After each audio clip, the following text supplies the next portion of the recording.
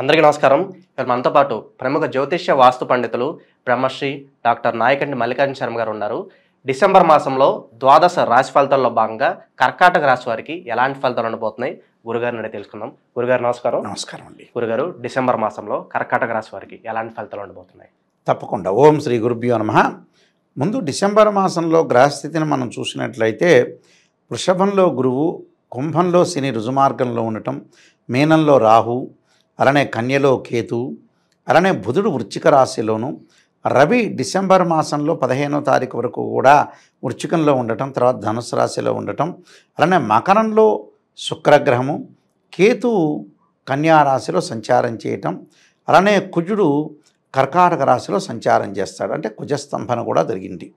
అయితే ఈ రాశి వాళ్ళకి ఏ విధంగా ఉండబోతుందో మనం ముఖ్యంగా చూసుకునేటట్లయితే ఈ కర్కాటక రాశి వాళ్ళకి తృతీయ స్థానంలో కేతు యొక్క సంచారం వల్ల చాలా అద్భుతమైన రిజల్ట్స్ వచ్చే అవకాశాలు బాగా ఎక్కువగా ఉంటాయి. అంటే తృతీయంలో కేతు యొక్క సంచారం వల్ల కోర్టు సమస్యలు ముందు పరిష్కారం అవుతాయి.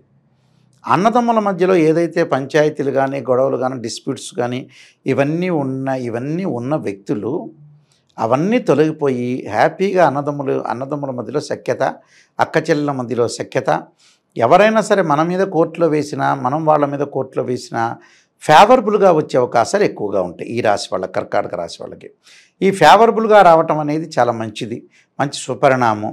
పిత్రార్జితం కూడా బాగా కలిసి వచ్చే అవకాశాలు బాగా ఎక్కువగా ఉంటాయి. అంటే ఆస్తిపాస్తులు కలిసి రావటం ఒకటి, అలానే భూములు, ఇళ్ళు కొనుగోలు చేయటం ఒకటి, వాళ్ళ యొక్క ఆస్తులు వృద్ధి కలిగే అవకాశాలు ఎక్కువ ఉంటాయి.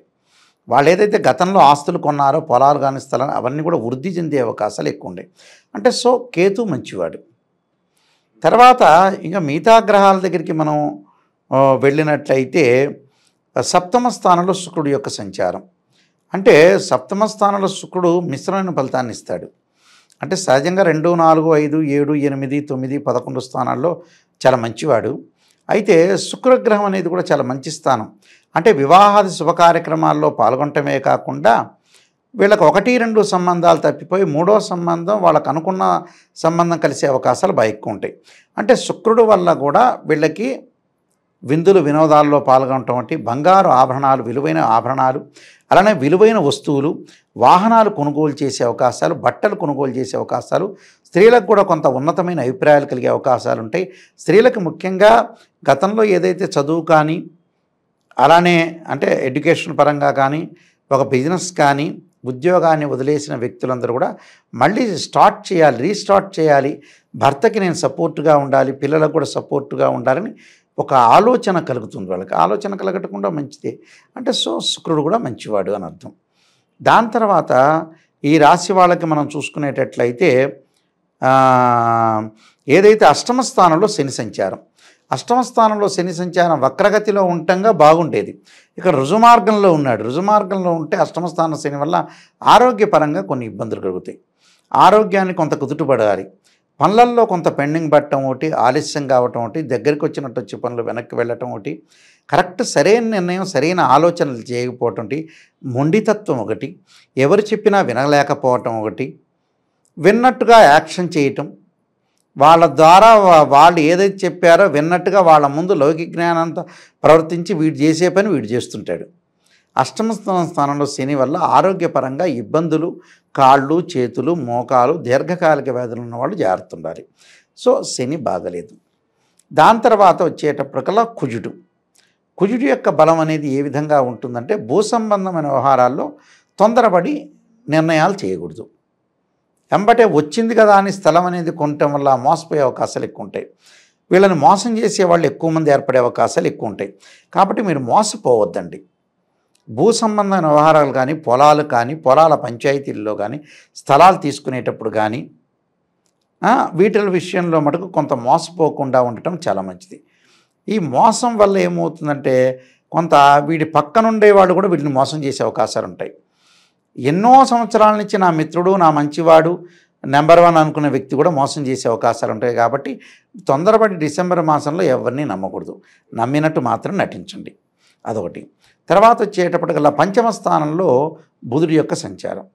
వ్యాపార విస్తరణ జరుగుతుంది, వ్యాపార లావాదేవీలు అనుకూలంగా ఉంటాయి, వ్యాపారంలో ముందుకు వెళ్ళే అవకాశాలు ఉంటాయి. ప్రతి విషయంలో కూడా లావాదేవీల విషయంలో కానీ డబ్బులు ట్రాన్సాక్షన్ విషయంలో కానీ చాలా అద్భుతంగా ఉంటుంది. అంటే వ్యాపార విస్తరణ బాగా జరుగుతుంది. నూతన వ్యాపారాలు కూడా ప్రారంభం చేయొచ్చు. నూతన వ్యాపారాలు ఎందుకు ప్రారంభం చేయొచ్చు అంటే వాళ్ళకి ఏకాదశ స్థానంలో గురువు యొక్క బలం బ్రహ్మాండంగా ఉంది. అంటే ఆర్థిక పరంగా అనుకూలంగా ఉంటుంది, ఆర్థిక సంక్షోభం లేకుండా ఉంటుంది, ప్రతి పనిలో వాళ్ళు ముందుకు వెళతారు.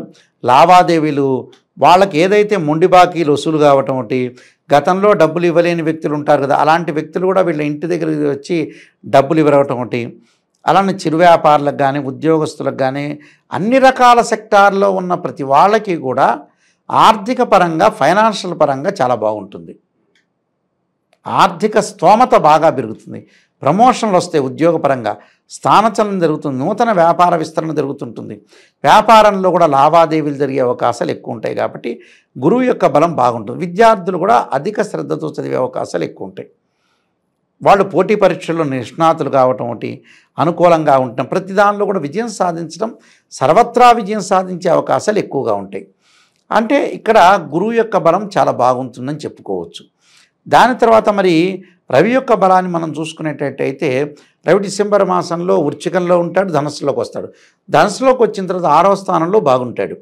అంటే వృత్తిరీత్యా 15వ తారీఖు వరకు కూడా చిన్న చిన్న ఇబ్బందులు కలిగినా డిసెంబర్ మాసంలో ఓవరాల్గా అంతా కూడా వీళ్ళకి అనుకూలంగా ఉంటుంది. కేవలం ఏంటంటే ఆరోగ్యం ఒకటి, ఎవరిని నమ్మి మోసపోకూడదు.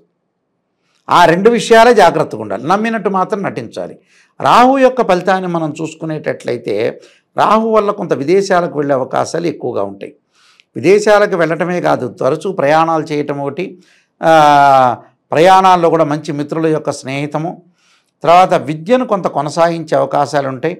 అంటే ఏజ్ అయిపోయిన వాళ్ళు కూడా విద్యను డిస్టెన్స్ ఎడ్యుకేషన్ లాంటివన్నీ కూడా రాయాలని కోరిక కలగటం ఒకటి.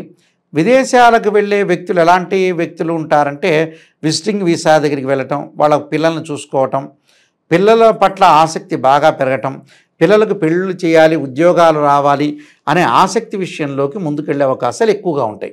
కాబట్టి వీళ్ళు కొన్ని పరిహారాలు చేసుకొని ముందుకు వెళ్తే వీళ్ళకి మంచి జరిగే అవకాశం ఖచ్చితంగా ఉంటుంది. గురుగారు, ఈ రాశి వారు ఎటువంటి పరిహారాలు చేసుకుంటే మంచి ఫలితాలు పొందే అవకాశం ఉంటుందంటారు?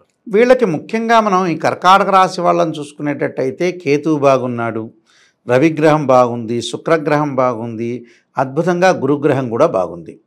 మరి బాగలేనివి ఏమిటి?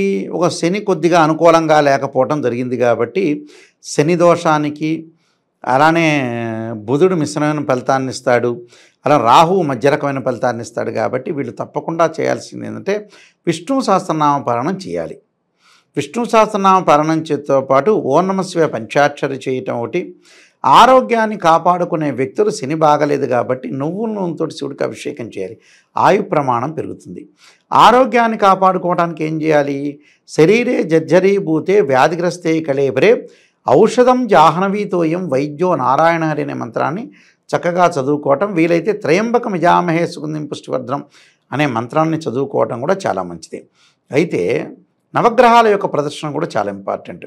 ఆదిత్యాయ సోమాయ మంగళాయ చ బుధాయ చ గురు శుక్ర శనిభ్యశ్చ రాహవే కేతువే నమః అనే మంత్రాన్ని చక్కగా చదువుకోవటం వల్ల కూడా వీళ్ళకి అన్నీ కూడా మంచి జరిగే అవకాశం ఖచ్చితంగా ఉంటుంది. డిసెంబర్ మాసంలో కర్కాటక రాశి వారికి ఎలాంటి ఫలితాలు ఉంటాయి, అలాగే మీరు చేసుకోవాల్సిన పరిహారాలు తెలియజేసినందుకు ధన్యవాదాలు గురుగారు. నమస్కారం అండి.